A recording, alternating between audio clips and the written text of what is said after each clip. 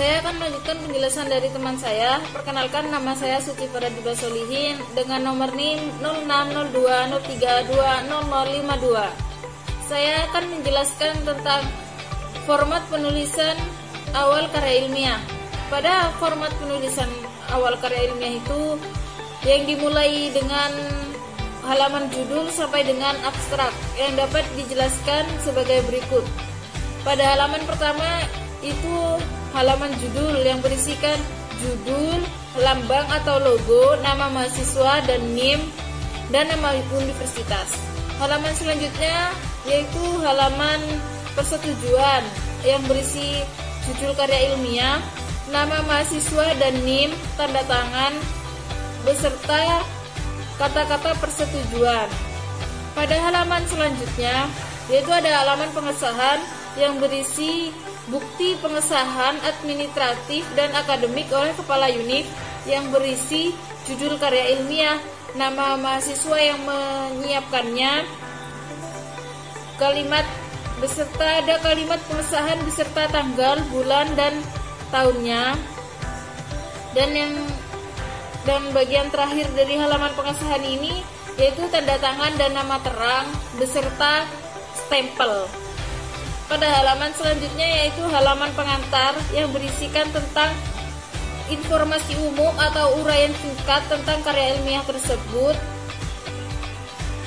harapan penulisan karya ilmiah tersebut, dan penyampaian terima kasih kepada pihak-pihak yang telah berjasa pada karya ilmiah tersebut. Pada halaman selanjutnya ada daftar isi yang memuat secara rinci isi karya ilmiah tersebut yang terdiri dari judul dan subbab, dan daftar isi ini menyantumkan letak tempatnya bab dan subbabnya pada halaman berapa. Ada halaman selanjutnya yaitu halaman abstrak yang berisikan nama mahasiswa. Aturan penulisan nama mahasiswa dalam karya ilmiah tersebut yaitu jika terdiri dari lebih dari 2 kata itu yang ditulis yang belakang dulu. Seumpamanya Suci Faradiba Solihin, jadi penulisannya nanti dari belakang seperti Solihin Suci Faradiba. Pada isi selanjutnya yaitu tahun pembukaan, judul karya ilmiah. Judul karya ilmiahnya ini dikutip dengan tanda petik. Pada isi selanjutnya yaitu ada kata karya ilmiah yang ditulis dengan tulisan miring. Terus pada isi selanjutnya ada nama kota, nama sekolah, dan kata abstrak. Kata abstrak ini penulisannya dituangkan dalam 3 paragraf dengan spasi tunggal. Pada paragraf pertama berisi uraian singkat mengenai latar belakang, masalah, dan tujuan penelitian tersebut. Pada paragraf selanjutnya berisi metode penelitian mencakup populasi dan sampel, teknik pengumpulan data, instrumen penelitian, dan teknik analisis data. Pada paragraf 3 berisi hasil penelitian dan pembahasannya. Cukup dari saya, penjelasan selanjutnya akan dituliskan oleh teman saya. Nama saya Susanna Gunawa, NIM 0602032001. Di sini saya akan menjelaskan tentang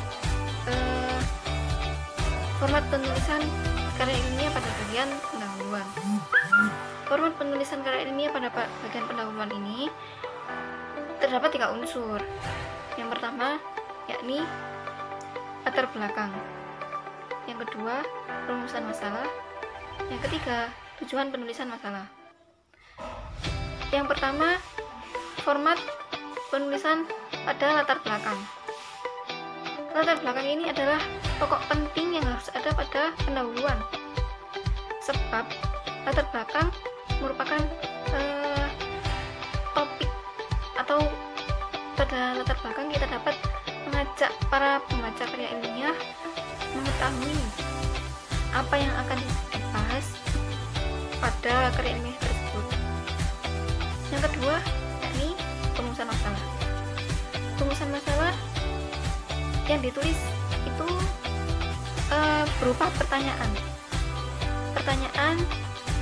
yang sehubungan dengan topik karya ilmiah yang akan dibahas. Ketiga, yakni tujuan penulisan karya ilmiah.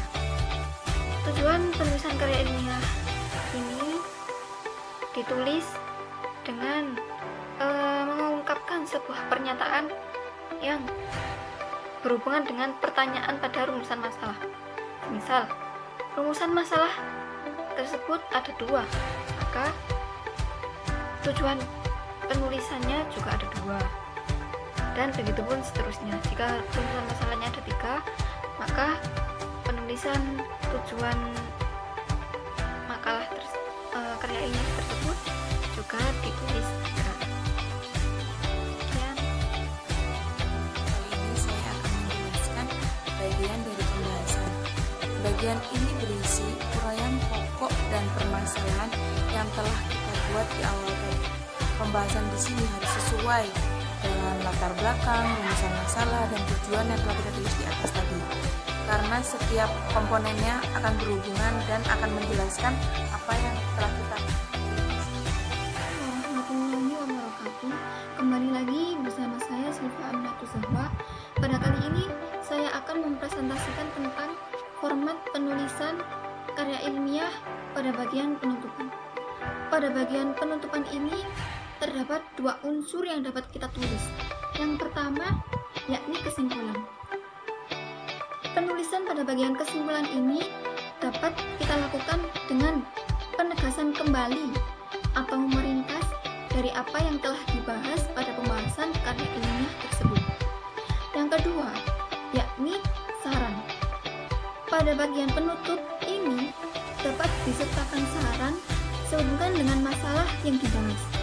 Memberi saran juga harus relevan dengan apa yang dibahas, dalam artian saran harus bersangkut paut dan berhubungan dengan apa yang telah dibahas pada materi karya ilmiah tersebut. Sekian dari saya. Wassalamualaikum warahmatullahi wabarakatuh. Kita dibasalin dengan nomor NIM 060203200052. Saya akan menjelaskan format penulisan awal karya ilmiah.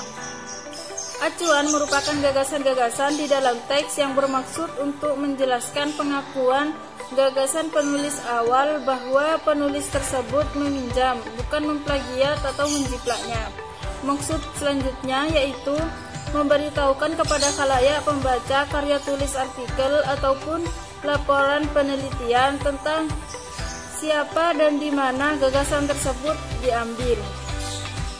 Sebuah acuan dalam artikel berisikan nama penulis yang penulisannya telah dikutip, tahun, ditambah atau tidaknya nomor halaman di mana gagasan tersebut telah dikutip. Nama penulis yang dikutip cukup ditulis bagian akhirnya saja.